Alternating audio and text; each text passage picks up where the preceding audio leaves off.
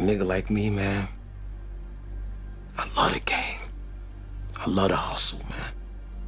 I be feeling like one of them ball-playing niggas, you know? Like Bird, or Magic, or something. Yeah, you know, a nigga got dough. A nigga could leave the league. But if I leave, the fans still gonna love me, man?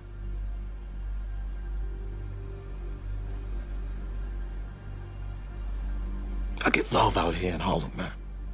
I done sold coke on these streets, man. Hash, weed, heroin. As long as niggas is feeling it, a nigga like me can hustle it. That's my gift in life, eh? You know?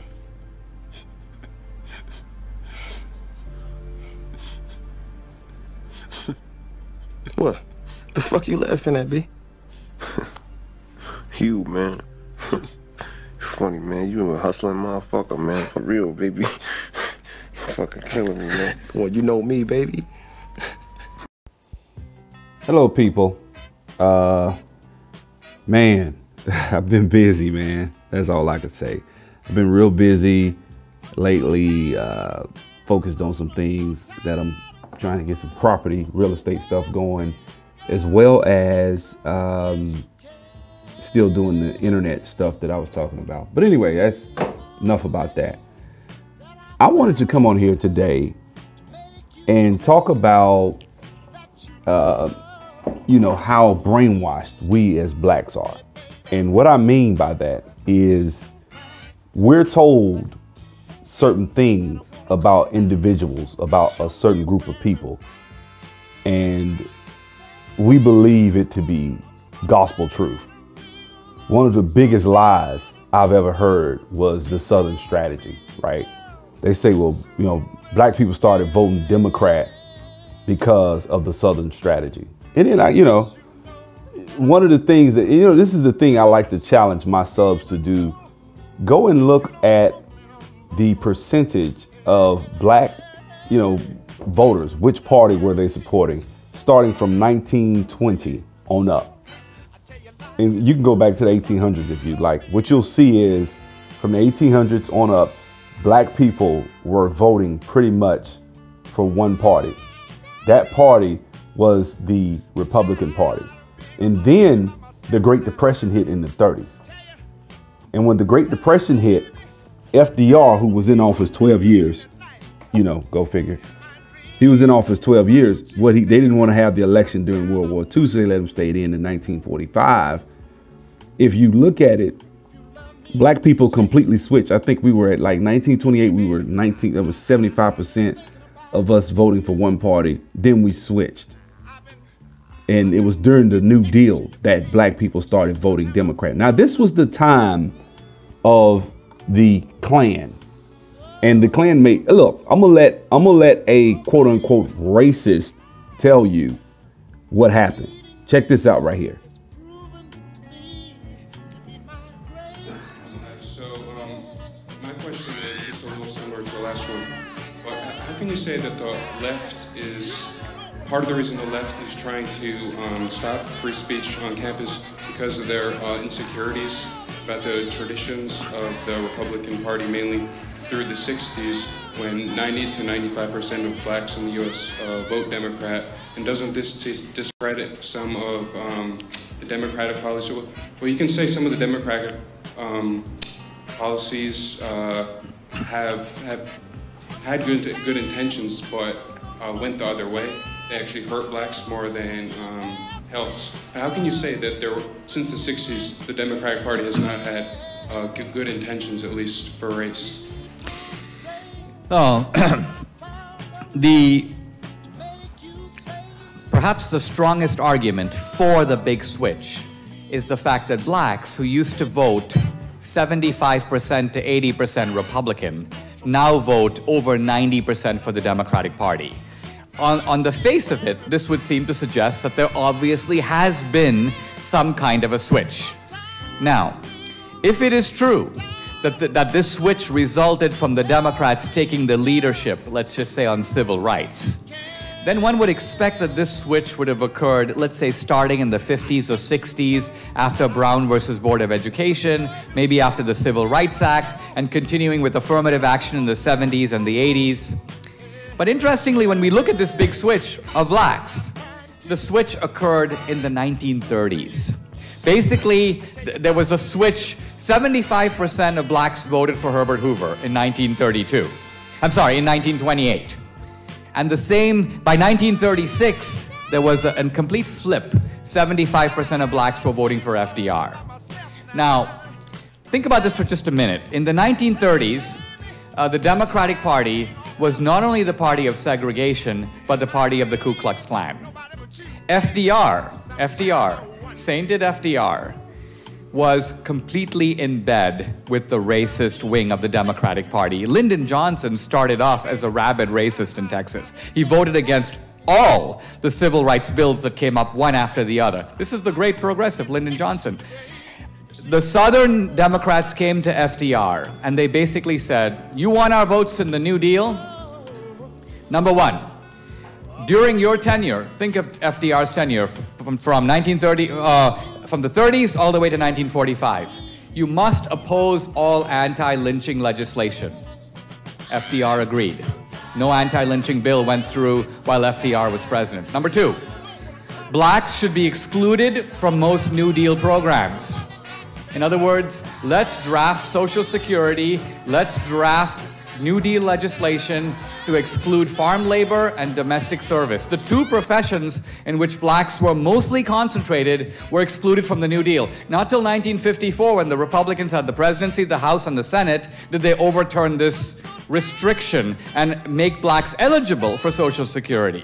So this is FDR. This is the actual record. And again, I say to you, I've been reading FDR biography after biography, and there are progressives who will admit the truth of the record. There's a recent book by Ira Katznelson, the progressive historian at Columbia. It talks about what he calls the Faustian bargain that FDR made with the bigots. But he goes, at the end of the day, it was worth it because we got the New Deal. So his argument is that 30 years of lynching, 30 years of excluding blacks from New Deal programs, the internment of the Japanese in World War II, the turning back of the St. Louis, all this racist stuff that happened under FDR, blatant. FDR nominates Hugo Black to the Supreme Court. He tries to conceal the fact that Hugo Black is in the Ku Klux Klan, an active member of the Klan, speaking at Klan rallies throughout Alabama. When the Pittsburgh Courier breaks the news, Hugo Black writes in his memoir, he goes, I told FDR. He goes, I told him, is this Klan business going to be a problem for you? And he goes, FDR told me, no problem. Many of my best friends are in the Klan. Many of my greatest supporters are in the Klan. This is FDR to Hugo Black. Again, this is our actual history. So, here's my point. Blacks switched in the 30s having nothing to do with race.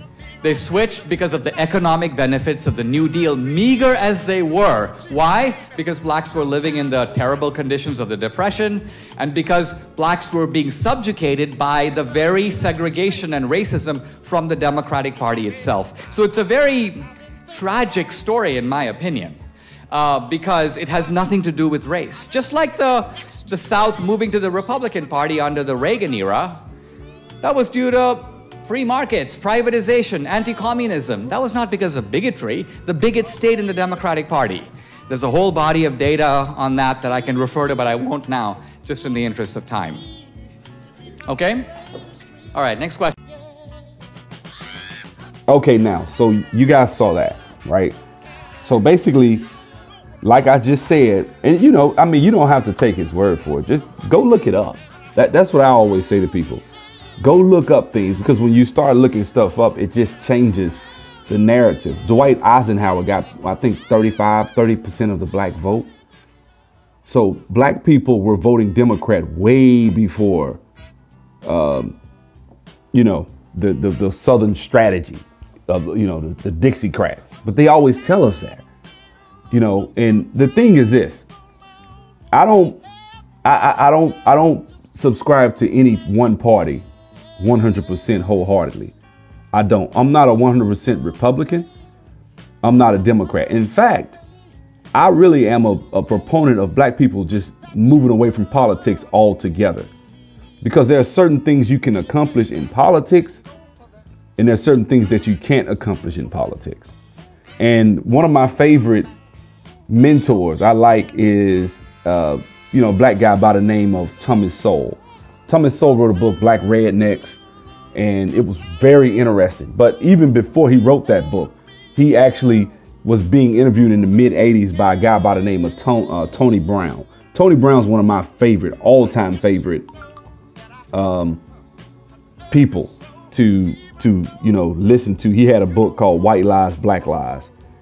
And I read that book as a teenager. That book changed my life, man. I was like, whoa, it really kind of moved me away, because I was Democrat as a kid, even though it didn't make a difference. As a kid, I thought I'm black, I got to be Democrat. I remember teachers telling me things in school as a kid about how when the Democrats won, we're good, and when the Republicans won, we're about to suffer now. They used to come in class, like break the rules. They weren't supposed to be doing that, but back then, people didn't care. It was the 80s, But the thing is, I just want you to check out Thomas Sowell. Check out what he's talking about. Just listen. I got a few snippets. Give it a minute. It's probably about, a few minutes. Just listen to this first, and then, come back. Do you suspect that you may be guilty of de-emphasizing the effects of racism in that pattern? There's always, everything is a possibility. But as I look at the data, I don't find any correlation between the degree of racism and the degree to which groups advance. That is, if you look at the history of the Chinese in Southeast Asia, the hostility they have encountered there will compare with any hostility the blacks have encountered here.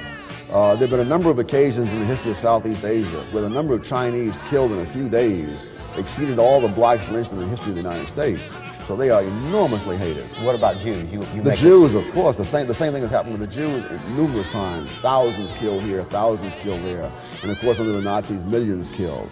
The groups, incidentally, which have suffered the most violence, and I use that as one index of group hostility or racism, those groups have typically been middleman minorities. The Chinese, the Jews, the Armenians, the Igbos in Nigeria, 30,000 of those were killed in massacres just within our time.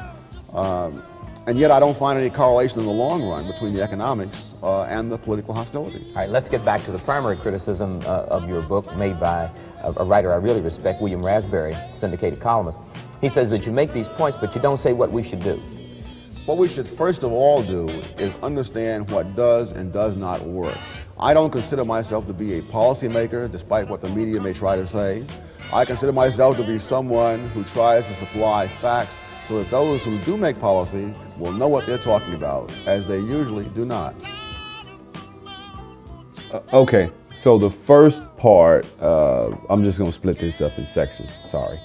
The first part, he was just talking about there's no correlation between discrimination and economic success. He's saying many people are hated in certain cultures. This is the information we don't get as black people.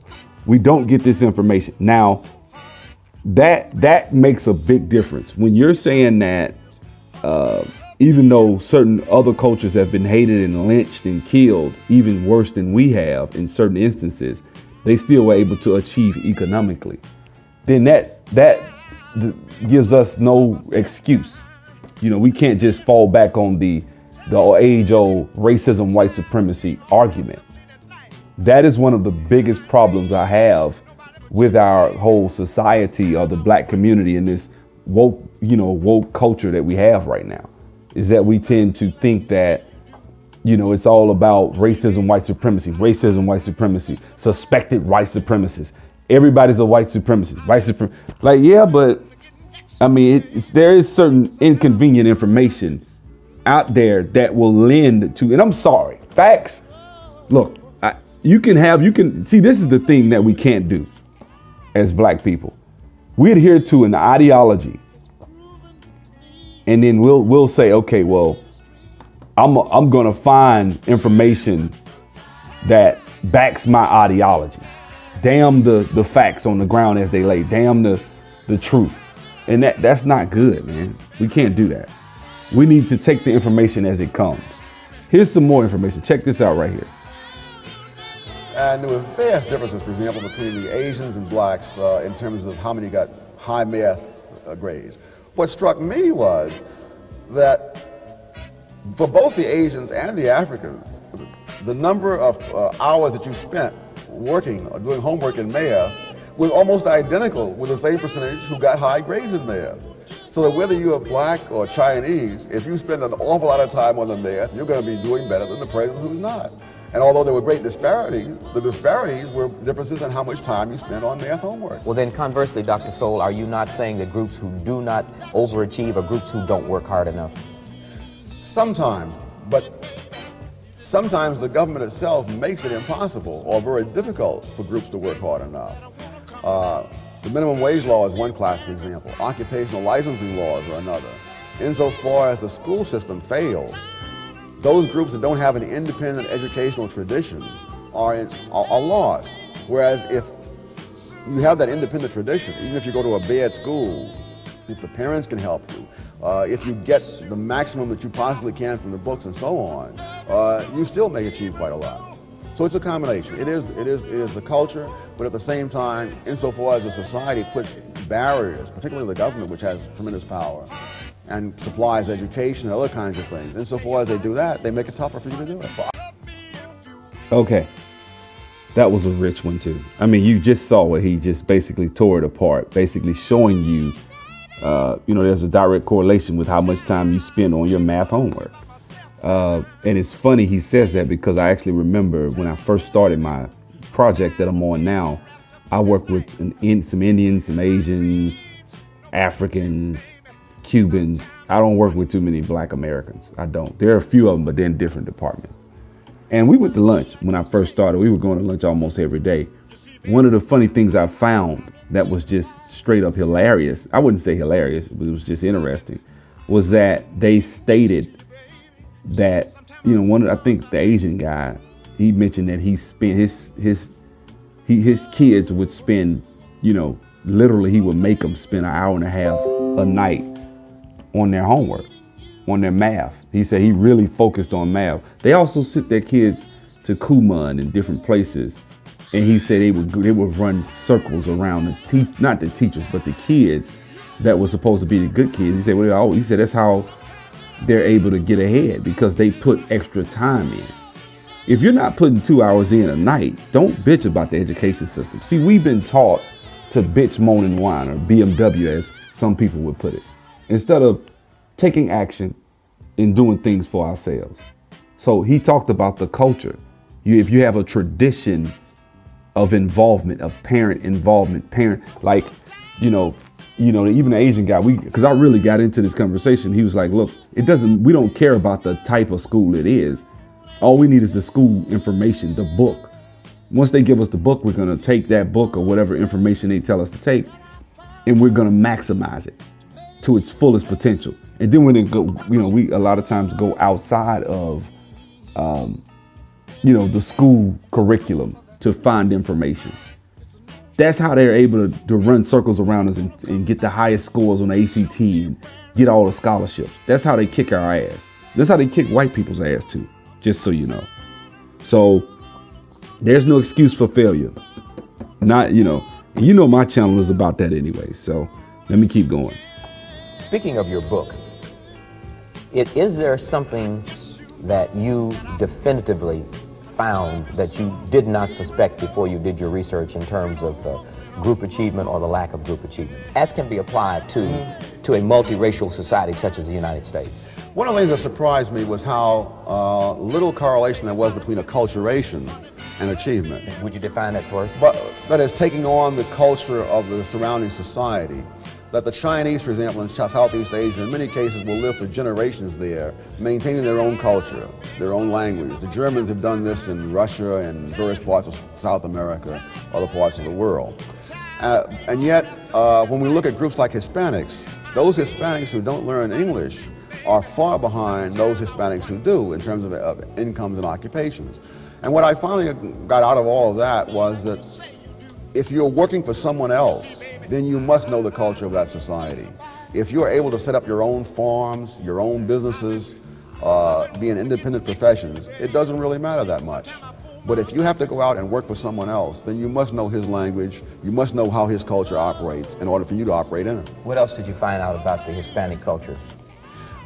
That it was not like the culture, for example, of the Germans, that in Hispanic countries, various other groups such as Germans in Latin America have disproportionately contributed to the industrialization of these countries. The British have done so also.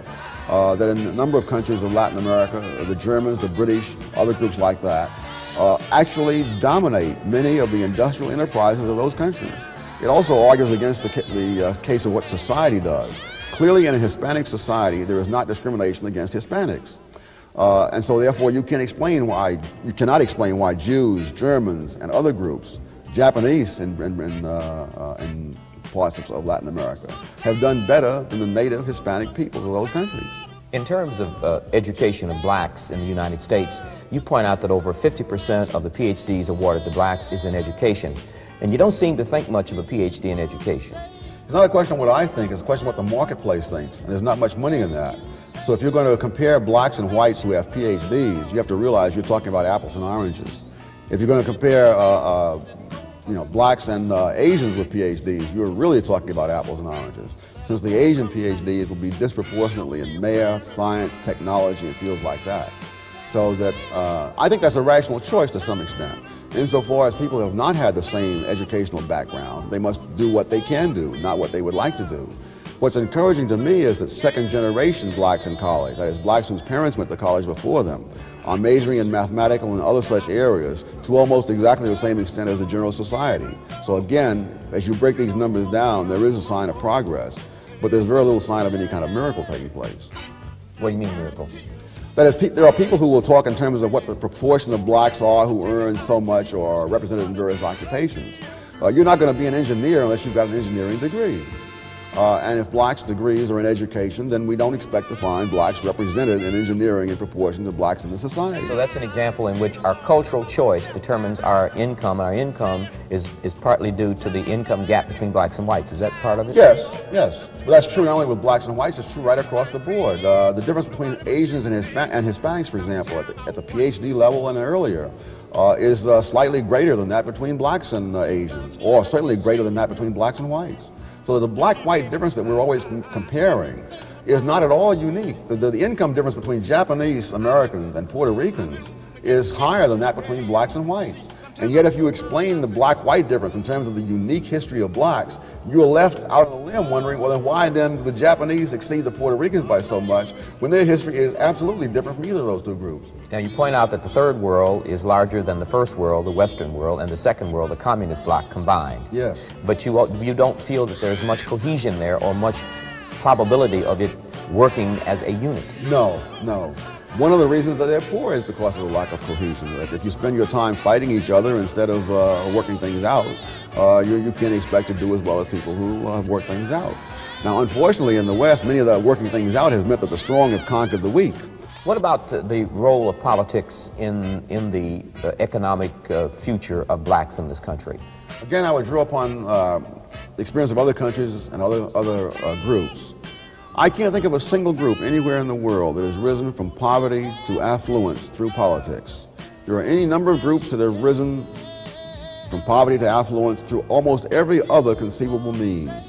When I look at the groups that have had spectacular rises, like the Jews or the Chinese, they are almost invariably groups that stayed away from politics. And they usually stayed away until after they became affluent. Some of them could then afford to go into politics. But that was not the mechanism by which they got where they are. What was the mechanism?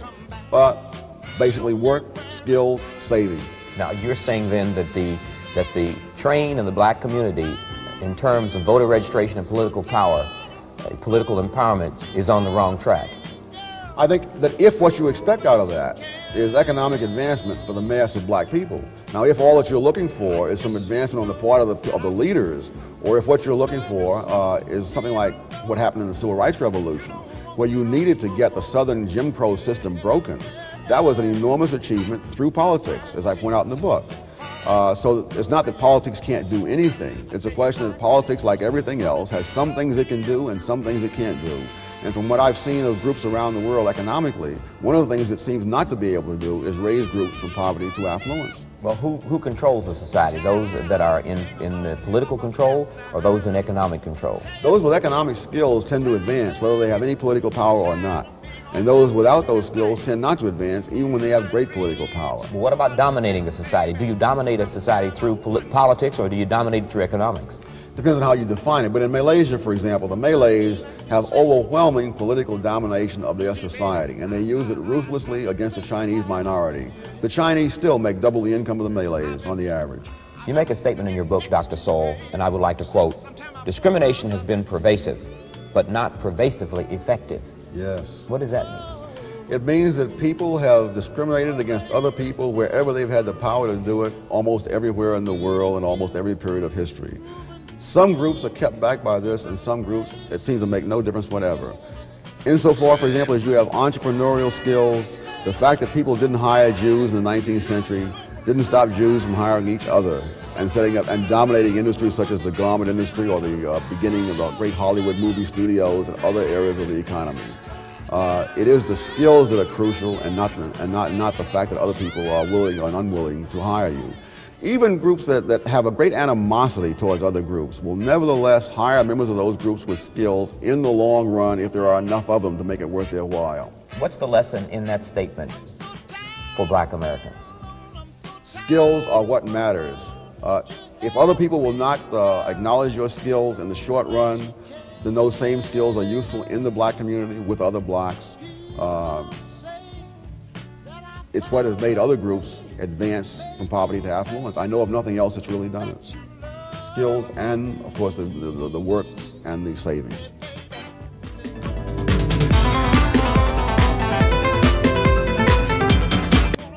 Now, if you're gonna call that man a coon, you a coon. And you represent everything that's wrong with Black society today. This man has given us facts, information, history, economics. I mean, he's a shining example of Black intelligence and Black excellence. I'm sorry, like, you know, when I see stuff like this, I get disheartened when I see people turn around and see. This is the thing. What we have to do, and the reason I'm making this video, we have to stop oversimplifying things as Blacks. We really are very rudimentary, and we oversimplify really complex issues that involve nuances, that involve understanding and application. For example, to give you another example, there's a lady who writes books called Ann Coulter, and she's supposed to be an avowed racist, and you know, and she's supposed to be just this ignorant, you know, completely. She deals with race, but she's a hate monger and this and that. And, you know, you listen to people like Tariq Nasheed and, you know, people like that, they'll pretty much tell you, oh, she's a white supremacist. So-and-so's, they hate Black people. And this is the thing. First of all, she dates a Black man. We know that doesn't mean anything. I do agree to that. That doesn't mean anything. But one of the things you want to be careful of when I'm talking about adding nuance, listen to her stance on immigration. Just listen to it, because she's going to say something very powerful. And when you see someone say something, like, for example, well, I'm not even going to go into Alan Keyes and stuff like that, but let's go with her first. And Ann Coulter, you made kind of a provocative comment in your new book here, Mugged, and I think it's on page 151. You write that various groups, feminists, gay rights groups, and those who are defending immigrants have commandeered the Black civil rights experience. Yes. What do you mean by that? Yes, I'm glad you asked that, because I think it's one of the most important points of the book. I mean, I think the way liberals have treated Blacks like children, and many of their policies have been harmful to Blacks, at least they got the beneficiary group right. We do have to, I mean, we shouldn't. There is the legacy of slavery and Jim Crow laws. We don't owe the homeless. We don't owe feminists. We don't owe women who are desirous of having abortions, but that's, or gays who want to get married to one another. That's what civil rights has become for much of the left. They dropped the Blacks after 5 minutes. Immigrant rights are not civil rights? No, I think civil rights are for Blacks. See, this is the issue I'm talking about. Like, you have to not become so ultra emotional as black people and look at something and sum it up and just say, oh, well, they're racist, or oh, well, that's stupid. I was at the parade the other day. My brother, we have a Thanksgiving Day parade in my city where I'm from. I went down there to see everybody. And one of the most interesting points, I was sitting there talking, and the guy brought up Trump, and he asked me what I felt. I said, well, because I wasn't saying anything because I know how people are, And I said, look, man, I actually supported him getting in. I think he's done a lot of dumb things with the Twitter.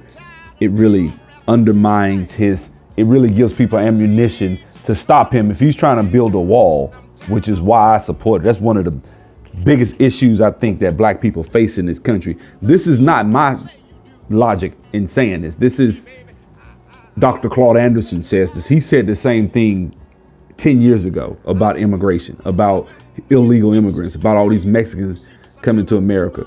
He said they were going to overrun blacks and take them out of their jobs. And when I was a kid, my dad used to take me with him. He was a painter, and I would be out there, and it would be framers, electricians, plumbers, cement people, brick masons, everybody. And everybody was black. All the workers were black, and these guys were making at least $15. I'm talking about in like the early 90s, $15, $20 an hour. These guys were making $600, $700 a week back then. Living, that's very well in Montgomery. That's very good money. But the reason I'm saying this is because now when I go on these construction sites, it's nothing but Mexicans. Nothing but. So, yeah. And you just heard Thomas Sowell talk about the way to see. That's why I put Thomas Sowell at the beginning, because I wanted you to see how you climb out. Because just like I talked about black human capital, you have to reach a critical mass in order to raise the whole of a society. You can't raise the whole of a society if you're not at critical mass, which means enough of your people have enough skills to be able to, work a trade, assimilate into that society, and, extract wealth, extract money that they can then go and start their own businesses or whatever they want to do. But where we are right now, that's why I push jobs. That's why I push skill. Because right now, where black people are right now, we can't just go start businesses willy-nilly. Most of us can't, because we don't have $500 in the bank, most of us. So, not every business can be started with $100. Some businesses need $5,000, $10,000. Some of them do. So I say, if you're going to get that $5,000, $10,000, you got to get a job. You got to get tax returns. You got to get your credit right. You're going to flip houses. It'd be easier just to go to the bank if you got an 800 credit score, 700 credit score. So I put that in there with Ann Coulter just to show you that we've been fed a narrative as black people, and we've been taught certain things. That is why we don't even start businesses. And I know you're like, why do you say that? We don't start businesses because we've been taught that as soon as you start a business, here comes some white supremacist to stop you. And it's not always the case. Do you run into racist white people? Yeah, but 9 times out of 10, they can't stop you if you really are about your business. They can't.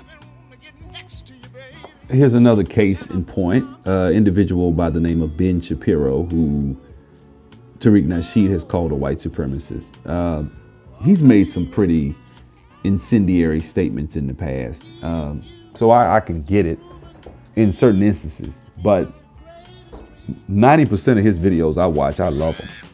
I mean, he'll look at a white liberal and say, I don't give a damn about your feelings.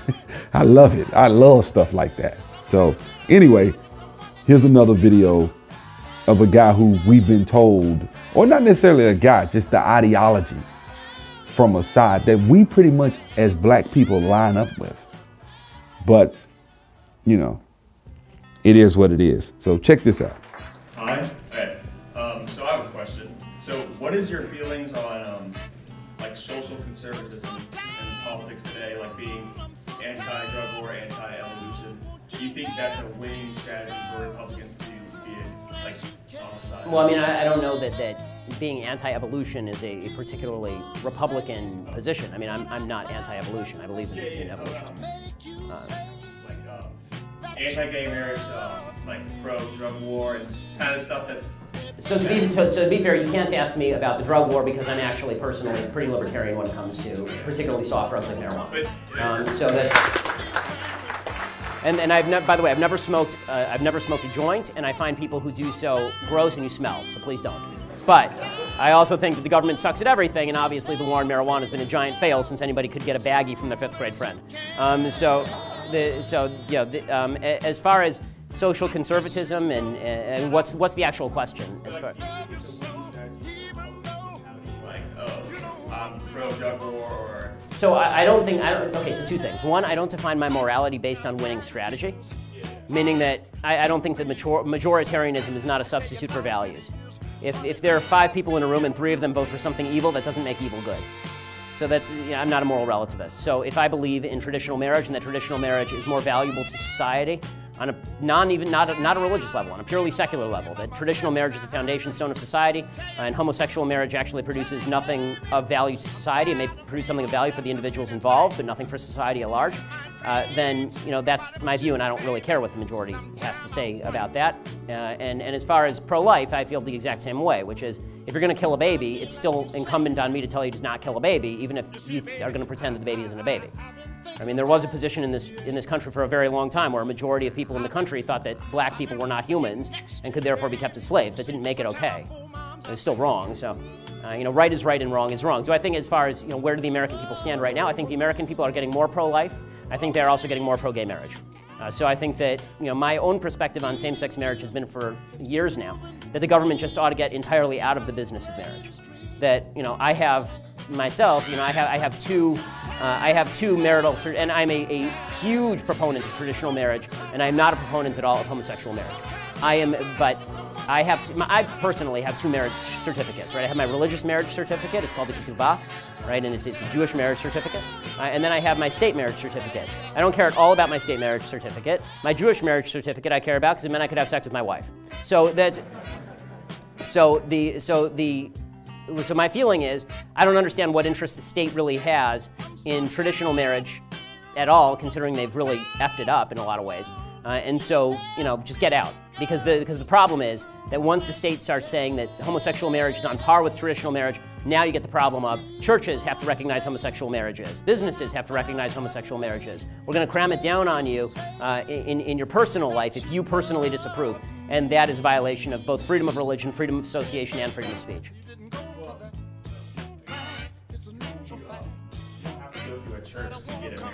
Right, this is what I'm saying. If 2 gay guys want to go down to a liberal church and get a marriage license, I don't care. It makes no difference to me. I'm not banning it. But I shouldn't have to bake a cake for their wedding. Yeah, I agree. But kind of implies that religious churches are involved when they aren't really involved. So in what? I mean, religious churches marry people. This is what they do. Yeah. But you said the states need to get out of, or the state needs to get out of. Right, the state needs to stop giving benefits for marriage and defining the nature of marriage. The state needs to get out of it because it's a losing battle.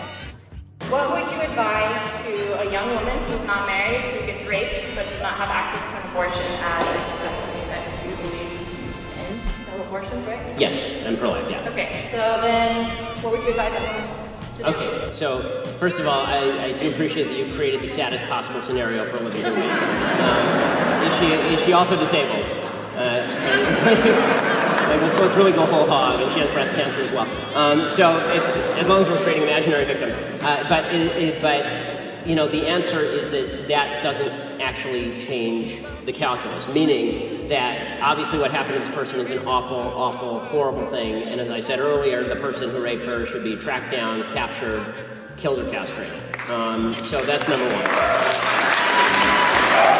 As far as the morality of abortion does not change based on need, right? So the fact that she's poor and needs an abortion doesn't change whether she was rich or needs an abortion or poor, because the abortion argument really comes down to, do you think this is a life or not? If you don't think it's a life, you can do whatever you want with it. If you think it's a life, you can't do anything with it.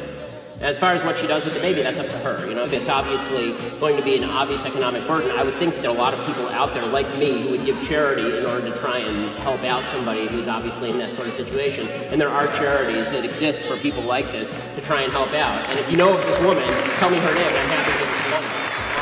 So I'm just wondering, because there is the health of the woman that's taken into question, and she doesn't have the money to have proper health care, or as well as the fact that if she's in college, there's a good chance that she won't be able to continue college. Okay, the idea that what about the health of the mother? So my view on abortion, again, the morality of killing a baby does not change as long as the baby's not actually threatening the life of the mother. In the cases where the baby threatens the life of the mother, like for example, you have a case where a woman has actual breast cancer and she needs chemotherapy, and she's pregnant, but the chemotherapy will abort the baby, which actually does happen, right?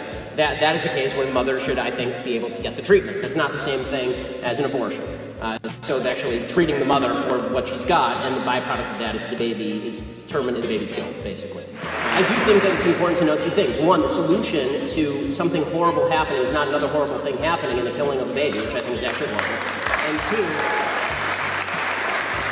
And two, it's really not good to take the marginal case and then use that to argue broad. So what people tend to do is they say, well, what about the girl who's raped? What about her abortion case? So now let me ask you, if the girl weren't raped and she just got pregnant, would you think that she should still have access to an abortion? I do, because I think it's her body and I think it's her health. Right, so you're giving me an exceptional case in order to prove a rule that you don't actually want to defend.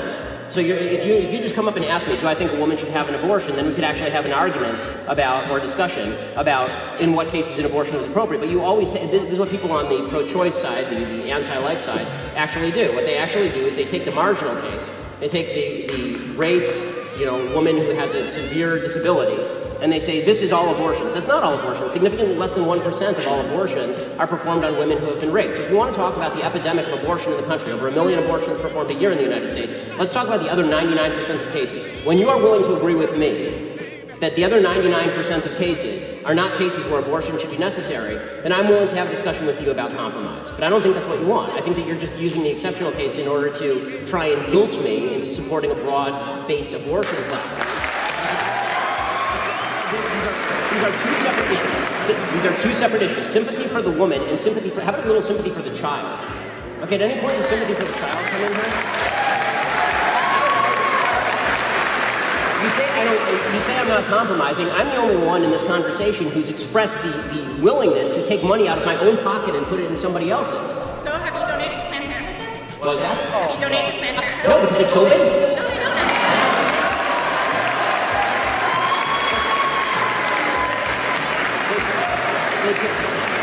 They kill 300,000 unborn children a year. No, I don't donate to a baby genocidal organization.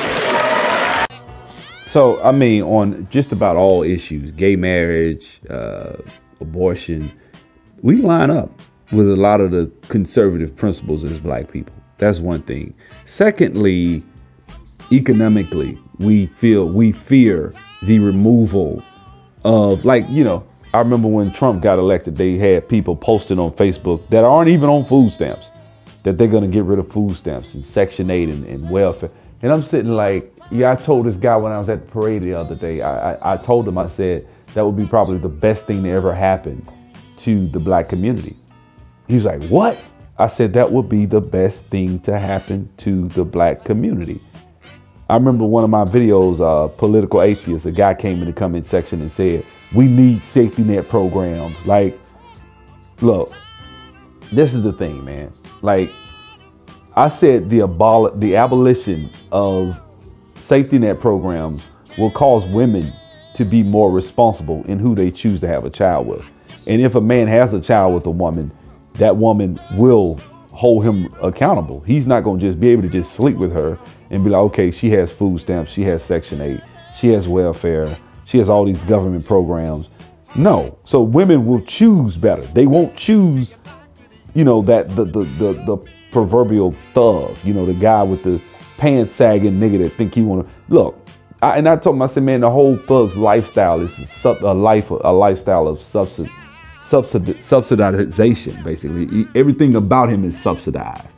Where he lays his head, what he eats, I mean, I've seen people in the projects who pay $12 a month rent, literally. I mean, people like that, a lot of times they aren't, like if I pay $12 a month of rent, you'll see a benefit in the net after 3-4 years of me saving money. You'll see where I benefited from that $12 a month. I actually took that money because I have a certain mindset, a certain spirit about me. Instead of paying, you know, $1,500 a month, I'm paying $12. We don't see that, you know. And the main point of this video that I'm about to end is just, look, man, before you write something off as racist, or before you write something off as anti-black, hear it out, listen to it, because all of these are conservatives I just gave you.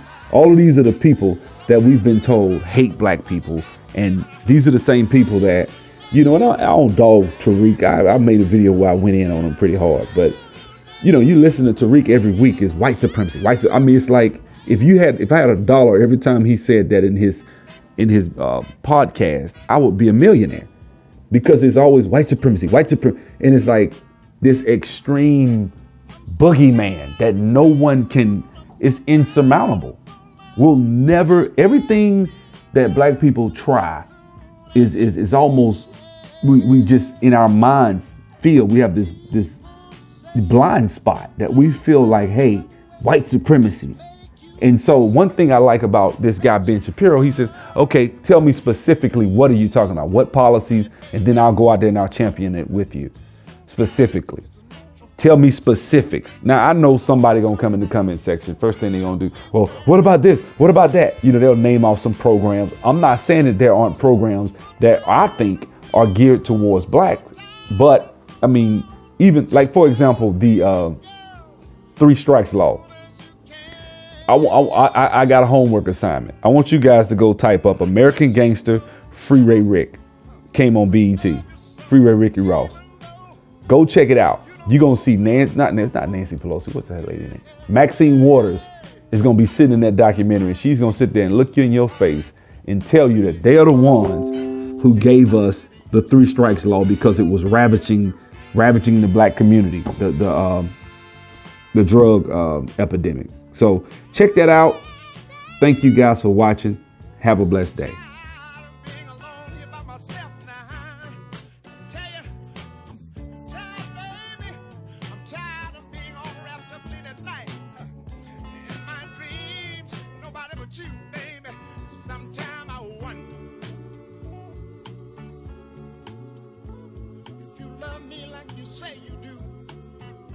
See, baby, I've been thinking about it, yeah. And I've been wanting to get next to you, baby. You see, sometimes I fool moms, I say,